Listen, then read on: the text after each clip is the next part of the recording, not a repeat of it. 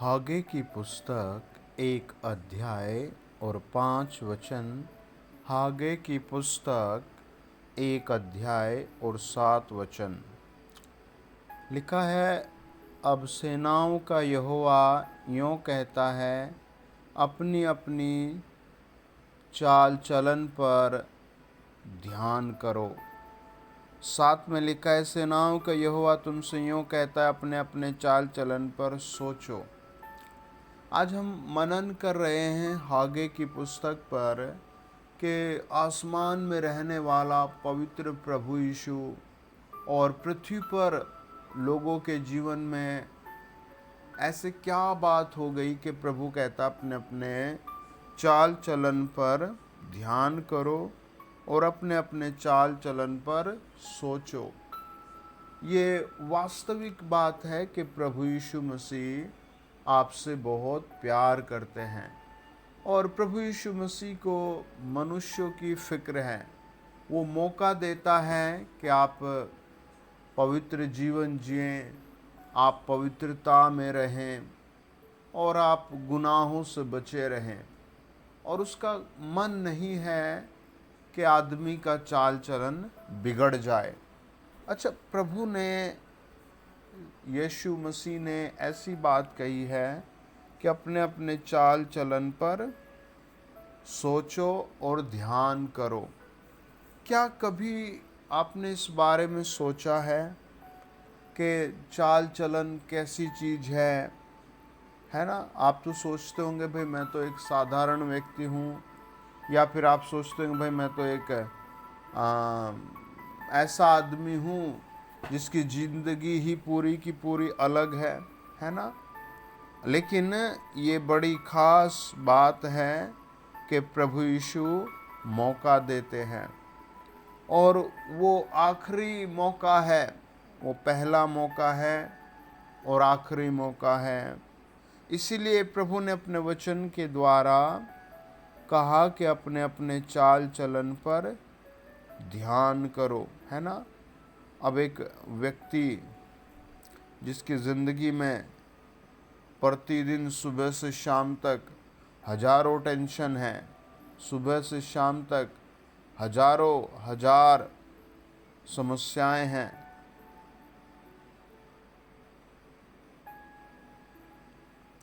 वो इस बात पर क्या विचार करें, है ना? परमेश्वर का वचन कहता है उत्पत्ति 6 अध्याय कि परमेश्वर ने पृथ्वी पर, यीशु मसीह ने पृथ्वी पर दृष्टि की तो क्या देखा कि वह बिगड़ गई है, क्योंकि सब प्राणियों ने पृथ्वी पर अपना अपना चाल चलन बिगड़ा लिया था। देखो, वचन कहता है प्रभु यीशु ने पृथ्वी पर देखा कि सब प्राणियों ने अपना अपना चाल चलन बिगाड़ लिया था। इसीलिए आप इस बात को समझे कि पहला मौका है और आखिरी मौका है ना? बहुत सारे मौके नहीं मिलेंगे। परमेश्वर का वचन बताता है, अय्यूब की पुस्तक 13 अध्याय 27 वचन, मेरे पाँव को काट में ठोकता और मेरी सारी चाल चलन देखता रहता है और मेरे पाँव की यानी कदमों की चारों ओर सीमा बांधता है। अय्यूब अपने जीवन काल में इस बात पर विचार करता है। आज आप मोस्टली देखिए चारों तरफ कपड़े पहनने का स्टाइल धीरे धीरे बदल गया, है ना?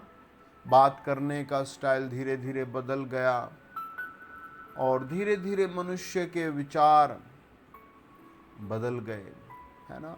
रिश्ते बदल गए, पापमय हो गए, लेन देन आप देखिए किस स्तर पर है ना?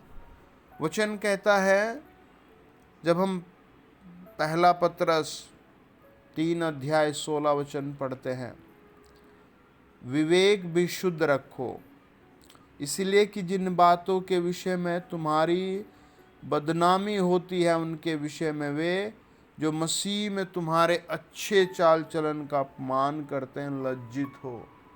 है ना, प्रभु यीशु जब बादलों पर आएंगे शीघ्र, 1-2 सप्ताह में या 1-2 साल में, तब सबकी पुस्तकें, किताब, अकाउंट खोले जाएंगे। है ना, कई सारी आदतें आज बहुत सहने से बाहर हो चुकी है ना, निंदा करने की, चुगलियाँ करने की, मारपीट करने की, खुद आदमी ने अपने आप को इन सब में धकेल दिया। दूसरा पत्रस 2:7 कहता है, धर्मी लूत को जो अधर्मियों के अशुद्ध चाल चलन से बहुत दुखी था। है ना, वचन कहता है लूत बहुत दुखी था अधर्मियों के चाल चलन से। है ना, कई बार आप बाहर जाएं तो आप लोगों के शब्दों से बहुत दुखित होंगे। वचन बताता है, जब हम पहला पत्रस 1:15 पढ़ते हैं, तुम्हारा बुलाने वाला पवित्र है। प्रभु यीशु क्या है? पवित्र है। राजाओं का राजा क्या है? पवित्र है। और वो कहता है वैसे तुम भी अपने सारे चाल चलन में पवित्र बनो। ऐसा नहीं हो पाएगा कि आप वचन भी ले रहे हैं, पापों से अंगीकार भी किया है और डे नाइट उसी पर काम कर रहे हैं। है ना, हालेलुया, प्रभु की स्तुति हो। वचन कहता है, जब हम याकूब 3:13 पढ़ते हैं, जो ऐसा हो वह अपने कामों को अच्छे चाल चलन से उस नम्रता सहित प्रकट करे जो ज्ञान से उत्पन्न होती है। ये प्रभु आपसे कराना चाहता है, हम लोगों से कराना चाहता है। वचन बताता है, तुम्हारा चाल चलन परमेश्वर के योग्य हो, जो तुम्हें अपने राज्य और महिमा में बुलाता है। अब आप कैसे छुटकारा पा सकते हैं? ऐसा नहीं कि आप अपने आप छुटकारा पा लेंगे।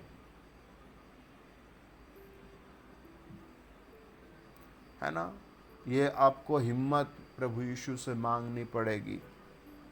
जब आप प्रभु यीशु से हिम्मत मांगेंगे, तब जाकर आप ये सब छोड़ पाएंगे। वचन कहता है, यहेजकेल 7:4, मेरी दया दृष्टि तुझ पर न होगी और न मैं कोमलता करूँगा, जब तक तेरे घिनौने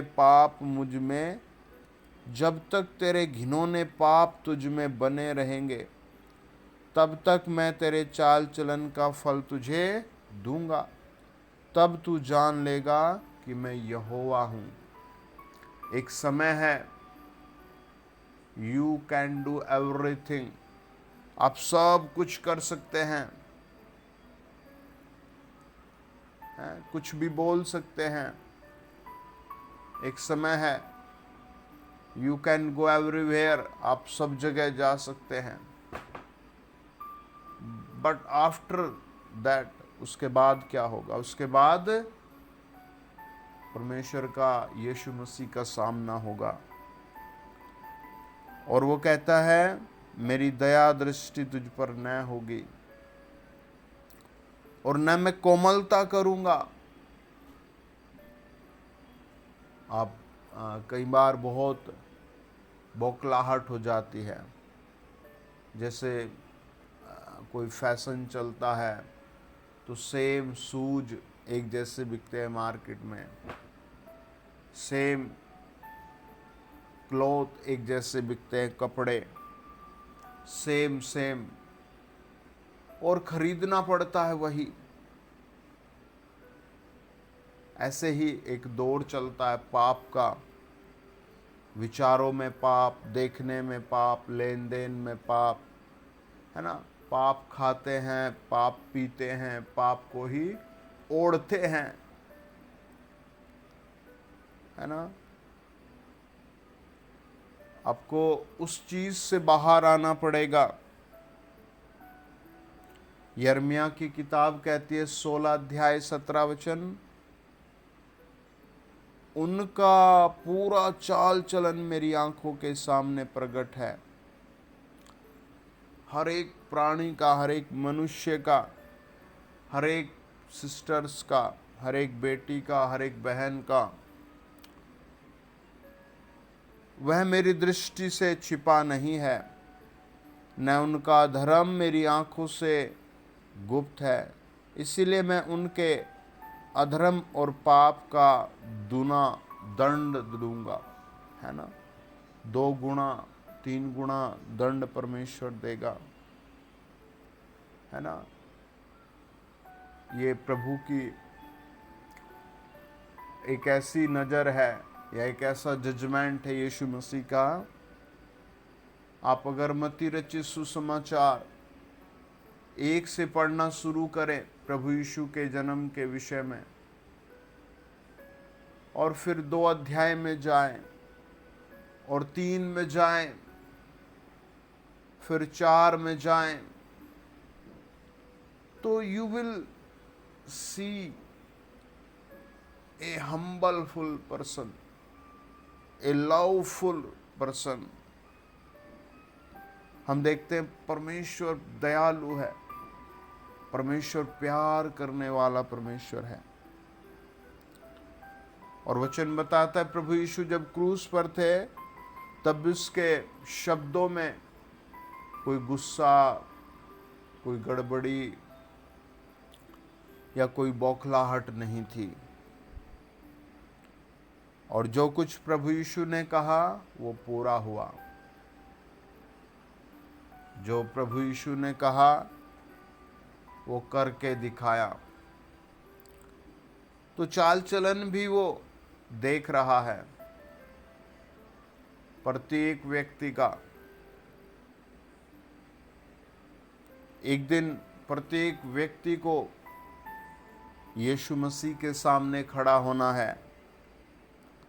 परमेश्वर का वचन कहता है रोमियो 12 अध्याय 2 वचन, इस संसार के सादृश्य न बनो, परंतु तुम्हारी बुद्धि के नए हो जाने से तुम्हारा चाल चलन भी बदलता जाए, जिससे तुम परमेश्वर की भली और भावती और सिद्ध इच्छा अनुभव से मालूम करते रहो।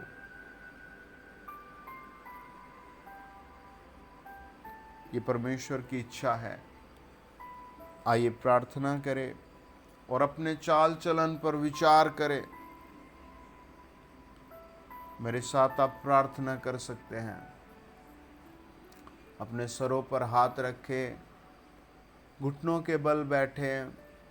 महान सच्चे प्रभु यीशु, मैं आपके कलवरी खून पर विश्वास करता हूँ। आप मेरे लिए मारे गए, आप मेरे लिए गाड़े गए और आप तीसरे दिन जी उठे। प्रभु यीशु मैं विश्वास करता हूँ और मैं आपके पवित्र बलिदान को याद करता हूँ और विनती प्रार्थना करता हूँ, मुझ पर दया करो, मेरा चाल चलन शुद्ध करो, मेरा प्रतिदिन का चाल चलन शुद्ध करो, पवित्र करो, मेरा देखना पवित्र करो, मेरा सुनना पवित्र करो। मुझे हिम्मत दो प्रभु यीशु, मुझ पर दया करो, अपने राज्य में मेरा नाम लिखो। हे प्रभु यीशु, मुझ पर दया करो। ये प्रार्थना मैं आपके बड़े नाम में मांगता हूँ। आमीन, आमीन। God bless you dear family, congratulation. अगर आप चैनल पर पहली बार आए हैं तो प्लीज़ सब्सक्राइब करें, वीडियो शेयर करें। God bless you.